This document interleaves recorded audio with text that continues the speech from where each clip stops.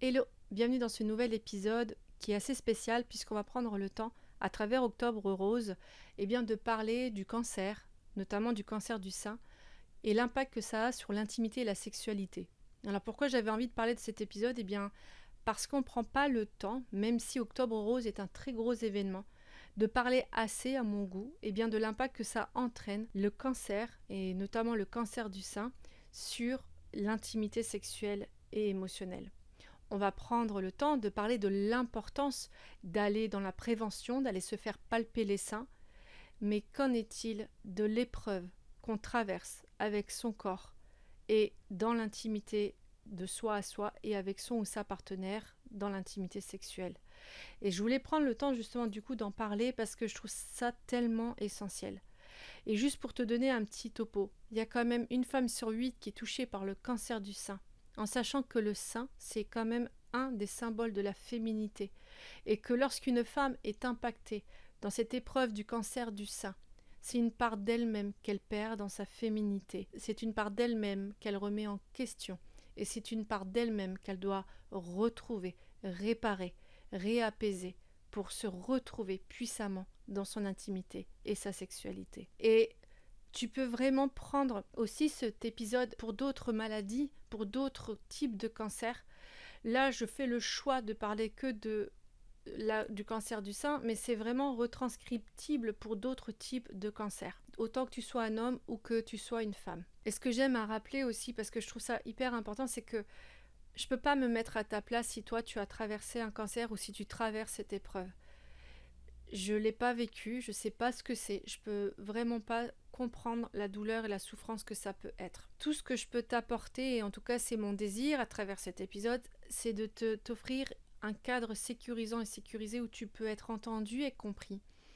Et parce que j'ai accompagné des hommes et des femmes qui ont traversé le cancer, autant dans le professionnel que dans le personnel, qui m'ont appris aussi à comprendre un langage beaucoup plus empathique et aussi comprendre aussi parfois les éléments de ressources, surtout après un cancer, qui sont nécessaires pour retrouver sa puissance et son potentiel et son autorité intérieure, autant dans sa féminité quand on traverse un cancer du sein, mais ça peut être aussi un cancer de l'utérus, un cancer au niveau des organes génitaux ou autre type de cancer, et aussi son autorité et sa puissance masculine quand on subit un autre type de cancer, comme le cancer des testicules, de la prostate ou autre type de maladie. Donc ça, j'aime la rappeler parce que c'est important, parce que je ne vais pas avoir la subtilité peut-être du langage puisque je n'ai pas traversé l'épreuve.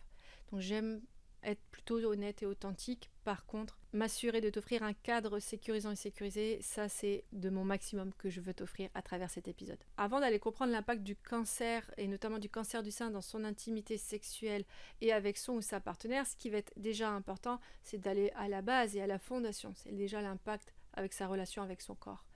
Et il est important de rappeler que les épreuves qu'entraîne le cancer d'un point de vue médical, c'est-à-dire qu'on va être tellement dans un quotidien, je dirais, de charge médicale, qui va faire que le corps, à un moment donné, est vu beaucoup plus dans une mécanique que dans une profondeur, je dirais, de besoin de reconnexion, autant émotionnelle, mentale que physique.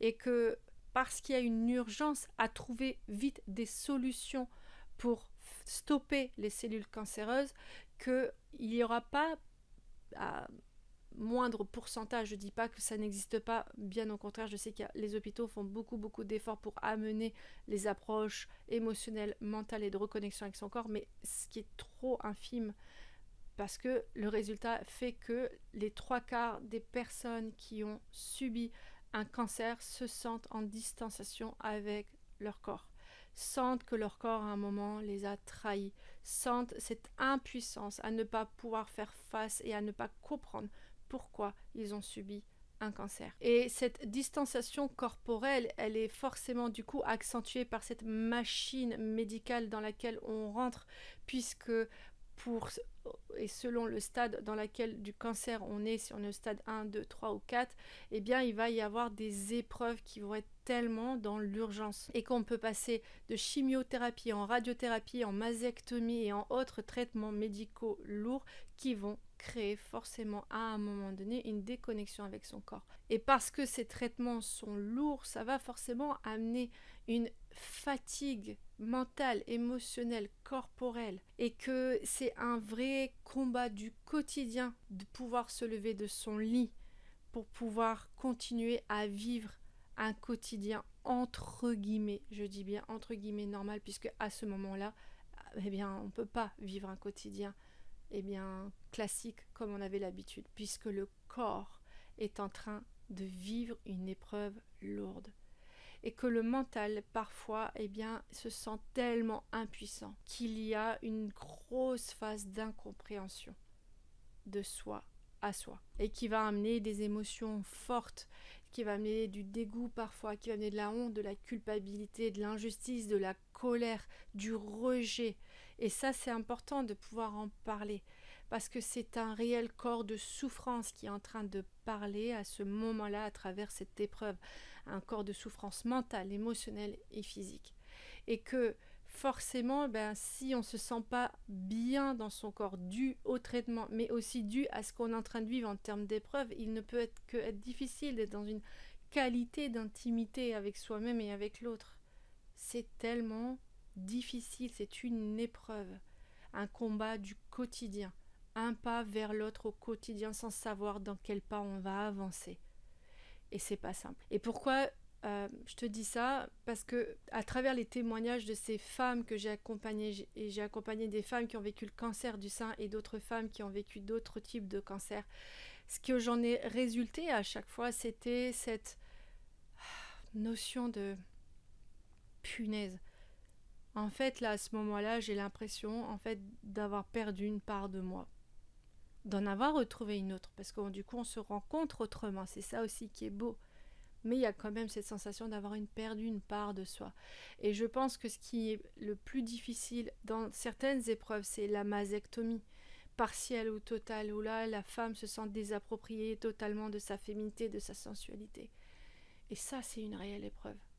Ça, c'est quelque chose qui est dur à traverser, parce que son corps, le corps de cette femme se transforme là où elle s'identifie en tant que femme. Et ce que je trouve du coup hyper important, c'est de pouvoir avoir déjà le droit de laisser la place d'en parler, mais surtout d'apporter ces éléments de ressources. Donc comment réapproprier cette image de son corps, peu importe où tu en es dans l'épreuve avec le cancer, c'est-à-dire si tu le vis encore actuellement dans ce traitement lourd, ou si aujourd'hui tu es au lendemain justement de ces traitements lourds et que tu es en rémission, ce qui va être important, c'est de t'apporter des espaces de reconnexion. En sachant que là, moi, je vais te donner 3 ressources. Ce qui va être intéressant, c'est que tu puisses, toi, choisir et sentir surtout ce qui est le plus approprié pour toi dans ton expérience. Et cette expérience et ces espaces, c'est justement une opportunité de pouvoir te rencontrer dans l'harmonie du mental et du corps et des émotions. Quels sont ces espaces? L'un des premiers espaces, c'est déjà de revenir à une connexion avec sa respiration.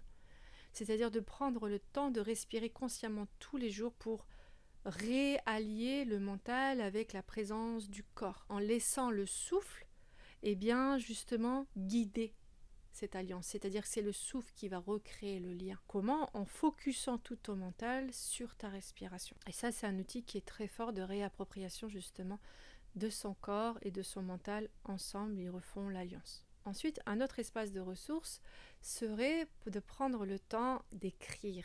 Écrire, c'est très thérapeutique. Si tu n'aimes pas écrire, c'est ok. Tu peux aussi te faire des notes vocales, ou tu peux aussi dessiner ce qui se passe à l'intérieur de toi, de faire la reconnexion avec les émotions, de faire de la reconnexion avec les douleurs, de faire de la reconnexion avec les désespoirs, comme les espoirs, comme tout ce qui te traverse dans ton quotidien, de pouvoir prendre le temps d'épancher ton cœur, de pouvoir prendre le temps d'épancher tes souffrances, ce corps de souffrance, de pouvoir prendre le temps d'épancher tes pensées intérieures. Pourquoi? Parce que tout simplement, l'écriture, c'est très thérapeutique, ça permet de purger, de déposer et de refaire du lien avec ce qui se passe en toi, et donc ce qui dénote de nouveau une qualité de présence avec toi dans le quotidien de ce que tu traverses. Et enfin, un autre espace de ressources que je trouve très très puissant, c'est de prendre le temps d'être dans un toucher avec ton corps, et surtout cette partie de ton corps qui subit ou qui a subi le cancer. Donc je peux entendre que tu vas me dire oui mais attends là moi j'ai une mastectomie, c'est hors de question, c'est pour moi trop douloureux, j'ai peut-être là une cellule cancéreuse, moi je veux pas y toucher, je sais pas ce que ça pourrait faire. Je te dis pas absolument pas d'y toucher, au contraire, on peut avoir un toucher très subtil, on peut avoir un toucher ce qu'on appelle énergétique. Le toucher énergétique va te permettre en fait de montrer justement cette qualité de présence. Et comment on fait ce toucher énergétique? Eh bien tu vois, si tu as là ta poitrine, c'est de pouvoir prendre tes mains et de pouvoir être à quelques distances de la chair, de la peau de ta poitrine. C'est pas même pas de poser la main sur ta poitrine, c'est d'être à quelques millimètres de distance et de prendre le temps avec toute la présence de ton mental et de ta main d'être là en présence avec ton sein ou ta poitrine et de respirer là. Et potentiellement, tu vas pouvoir sentir la chaleur de tes mains émaner et traverser ta poitrine, comme tu peux sentir la chaleur de ta poitrine émaner et traverser ta main. Et là, c'est un contact tellement beau, tellement doux, avec toi-même, de reconnexion. Et tu peux du coup après promener tes mains partout au niveau de ta poitrine, de te reconnecter avec ton corps. Et après, par expansion, partout dans ton corps. Et si tu sens que c'est ok, tu peux aller même jusqu'à poser ta main, surtout si tu es en période de rémission et que eh bien, tu as traversé une mastectomie partielle ou totale ou que tu vas être en chirurgie réparatrice. Peu importe. L'expérience, c'est toi qui en es maîtresse, de voir là où toi, tu peux justement réapproprier cet espace. Et de pouvoir aller vers un toucher lent, délicat, subtil. Donc soit d'un point de vue énergétique, soit dans un toucher d'effleurement, soit dans un toucher un peu plus intense. Et ça va te redonner du coup une qualité de présence avec toi-même, une qualité de réappropriation de ton corps, de ton espace, de pouvoir aussi sentir que ce corps te répond, se vit encore en toi. Et c'est vraiment un des espaces de ressources que je trouve essentiel. Si tu sens que c'est encore trop fragile d'être au niveau de ta poitrine, tu peux vraiment le faire aussi autour. Tu peux le faire aussi dans d'autres espaces de ton corps. Comme j'ai dit juste avant, sois maîtresse de ton expérience. C'est ça aussi ta force de réappropriation corporelle et de refaire alliance entre ton mental et ton corps. Cette qualité de présence avec toi-même. Et enfin, l'impact que le cancer peut avoir dans ton intimité sexuelle, il est forcément grand aussi, puisque tu comprends bien que à travers ce qu'on s'est dit juste avant, la reconnexion avec ton corps, elle a été impactée, la reconnexion avec ta féminité, ta sensualité, elle a été impactée. Donc ce qui va être important, c'est de pouvoir se réapproprier aussi son espace dans sa sexualité et que en fonction de où est-ce que tu en es dans ton épreuve du cancer, il est évident que si tu es dans un stade où tu es en plein traitement lourd, la libido, ça va être à un moment donné un désert. Pourquoi? Parce que les traitements sont lourds et qu'ils vont entraîner la chute de la libido. Et que en plus, tu vas sûrement subir de grandes sécheresses vaginales, puisque forcément, il y a une chute hormonale, il y a un déséquilibre dû au traitement qui font qu'à un moment donné, ton corps génital ne va pas répondre de la même manière, tes hormones ne vont pas répondre de la même manière, et ce que tu subis aussi tout simplement d'un ordre mental, émotionnel, font que tu n'avais pas forcément envie. Ce qui est totalement compréhensible. Et si tu es dans l'épreuve du après-cancer, bien, on peut de nouveau encore avoir ces impacts de sécheresse vaginale, cet impact aussi de désappropriation de la sexualité, parce que le corps a subi quelque chose de lourd. Donc ce qui va être intéressant, peu importe où tu en es dans ton épreuve, ce qui est important, c'est toujours que tu puisses toi sentir ce qui est ok et pas ok d'expérimenter dans l'intimité sexuelle, c'est que tu peux le revisiter autrement. Par contre, la première chose que je te conseillerais, peu importe où tu en es, que tu sois dans le pendant de l'épreuve du cancer ou en rémission, c'est de toujours lubrifier ton organe intime. Ça, c'est hyper important. Et ce qui va être aussi important, c'est de comprendre que forcément, à un moment donné, la libido, elle va se faire la malle, ce qui est compréhensible. Ça va être de pouvoir t'apporter des points de connexion avec toi-même, autrement, comme on a dit juste avant, par des touchés délicats, mais ça peut être aussi avec ton ou ta partenaire. C'est-à-dire que les points de connexion avec le corps sont importants. Je sais que ça peut sembler bizarre ce que je vais te dire, parce que tu vas dire, oui, mais là, moi, mon corps, il est en souffrance si tu es pendant ou si tu as vécu quelque chose avec ton corps et qui t'a laissé ce sentiment de désappropriation. Alors, bien entendu, à différents niveaux, les traitements du cancer vont faire que on va se sentir moins séduisante. Et que si on se sent moins séduisante, on va être encore plus dans une forme de rejet de soi, de son image de soi, de son corps. et donc forcément vouloir mettre une halte à son ou sa partenaire si on est en couple, ou même si on est célibataire, d'aller toujours draguer, entre guillemets, d'être toujours allé sur le monde du dating ou du célibat. Pourquoi ? Parce qu'en fait on se dit je suis plus séduisante physiquement, puisqu'on va perdre ses cheveux potentiellement. On peut aussi avoir le regard terne, le teint terne, on peut avoir la peau qui se sèche, on peut avoir plein de, je dirais, de symptômes dus au traitement du cancer, qui va entraîner forcément une modification de son corps physique. Et je l'entends. Et je l'entends et je le comprends. Cependant, ce qui va être important, c'est de rester en connexion. Et l'intimité sexuelle, elle peut se vivre différemment. L'intimité sexuelle, c'est avant tout une profonde intimité émotionnelle. Donc, s'il te plaît, si tu es avec ton ou ta partenaire, ose parler de ce que tu ressens, de ce que tu vis, ce que tu traverses, et de pouvoir aussi aller dans un autre type de toucher. Donc pour celui ou celle qui accompagne, c'est de pouvoir offrir des touchés beaucoup plus délicats avec la peau, de pouvoir peut-être éviter ou de demander à sa partenaire qui vit justement le cancer du sein ou d'autres types de cancers, de voir ce qui est ok pour elle là, de vivre sur le moment. Et que le plaisir et le désir au niveau des parties génitales, ça va pas être forcément la priorité, parce que d'abord il y aura un besoin, un grand besoin de mise en sécurité dans le corps. Et aussi que pour toi, si tu justement subis ou tu as subi une traversée dans l'épreuve du cancer, de pouvoir aussi sentir que tu as toujours cette capacité à offrir du désir et du plaisir. Et cela, ça peut passer aussi justement par une nouvelle connexion avec son ou sa partenaire. Ça peut être à travers des jeux de respiration, des jeux de toucher lents, délicats, subtils. Ça peut être par des regards profonds. Ça peut être par des jeux intimes qui peuvent être totalement différents. Et c'est ça qui est beau, c'est que avant tout, surtout quand on traverse des moments difficiles, et notamment avec le corps, c'est de pouvoir s'apporter de la douceur. Le corps aime la douceur. Le corps a besoin de plus en plus de douceur quand il subit du mal-être. Et c'est la peur du mental, en fait, comme il est impuissant face à ce qui se passe, qui veut tellement se donner le moyen de guérir, et que du coup il va mettre encore le corps plus à distance de tout ce qui pourrait justement lui apporter plus de rapprochement. Donc autorise-toi ou invite-toi avec ce qui est ok pour toi de pouvoir être dans des connexions, des moments de connexion intime, profond. La sexualité, c'est pas que de la pénétration, c'est loin de tout ça. L'intimité sexuelle, c'est de créer des points de connexion. Donc de pouvoir sentir et vivre ça et de déculpabiliser parce que tu sens qu'à un moment donné, tu n'arrives plus à être dans ce désir, ce pic de plaisir. Il y a tellement de formes de pic de plaisir, il y a tellement de formes de sexualité. Et la sexualité, selon moi en tout cas, c'est vraiment avant tout le point culminant, c'est la connexion de l'intimité émotionnelle. Donc il y a vraiment plusieurs types de sexualité et de sentir avec toi-même ou avec ton ou ta partenaire ce rapprochement avec toi, dans ton corps, dans la nouvelle notion que ton corps va te donner comme information puisqu'il traverse des épreuves, et que de pouvoir puissamment former cette présence du mental avec le corps, et de toi dans cette présence du mental à ton corps avec toi ou ta partenaire si tu es en relation. Voilà, mon message est de te dire que oui, il y a un impact sur ta sexualité forcément parce que tu vis une épreuve.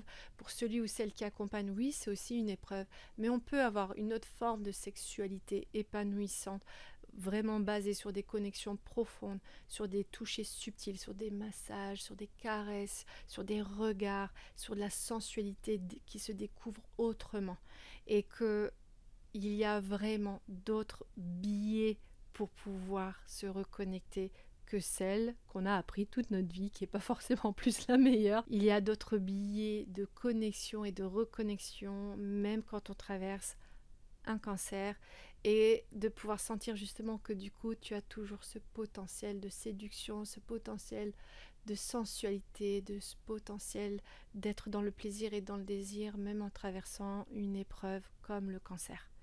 Et donc ça, c'était vraiment le message que je voulais t'offrir à travers cet épisode. N'hésite pas à me partager ce que tu ressens, n'hésite pas à me partager ce que tu traverses actuellement sur mon compte Instagram si tu désires, des sublimations tiré-du-8 Gwen, Gwe2n. Et ça me ferait plaisir de te lire, ça me ferait plaisir aussi de comprendre où tu en es dans ce que tu vis, et si tu sens que tu as besoin d'aide, que tu sens que tu as besoin peut-être de justement de points de connexion, de pas hésiter à me partager ça en message privé, je serais ravie de t'aider. Et pour ceux ou celles qui accompagnent, de pas hésiter aussi me dire ce que vous traversez, et si vous avez des questions, de ne pas hésiter à venir vers moi.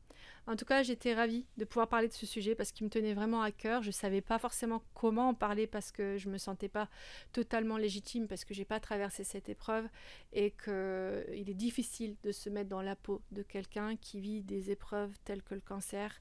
C'est des expériences de vie qui sont très douloureuses, que j'entends souvent que c'est des corps de souffrance qui parlent. En tout cas, sache que mon intérêt principal, c'est que tu sentes qu'il n'y a aucune culpabilité à avoir du fait que aujourd'hui tu sens que la sexualité, ça n'a pas été ta priorité, stricto sensus, partie génitale, pénétrative. Ça s'entend en fait, et ça se comprend totalement. Par contre, moi, ce que je voulais t'offrir, c'est de te dire que l'intimité et la sexualité, ça se vit de multiples manières, et que ce qui est important, c'est que tu puisses sentir toute cette puissance de points de connexion qui sont existants en toi, dans le corps, et de te souhaiter surtout un bon courage dans l'épreuve que tu traverses, ou si tu as traversé cette épreuve, de ce courage, en tout cas, qui a été le tien. Donc, comme j'ai dit aussi au début de cet épisode, tu peux vraiment appliquer ces éléments de ressources pour d'autres parties de ton corps qui sont en train de vivre une épreuve du cancer, ou qui ont subi une épreuve du cancer ou d'autres formes de maladies. C'est vraiment retranscriptible. Tu peux vraiment, si c'est pas les seins, aller au niveau de tes testicules, de ton pénis, au niveau de l'utérus. C'est vraiment déplaçable, hein. Donc, au lieu de mettre les mains là, on met les mains au ventre, par exemple. On se retrouve mardi prochain pour un nouvel épisode, et en attendant, prends soin de toi.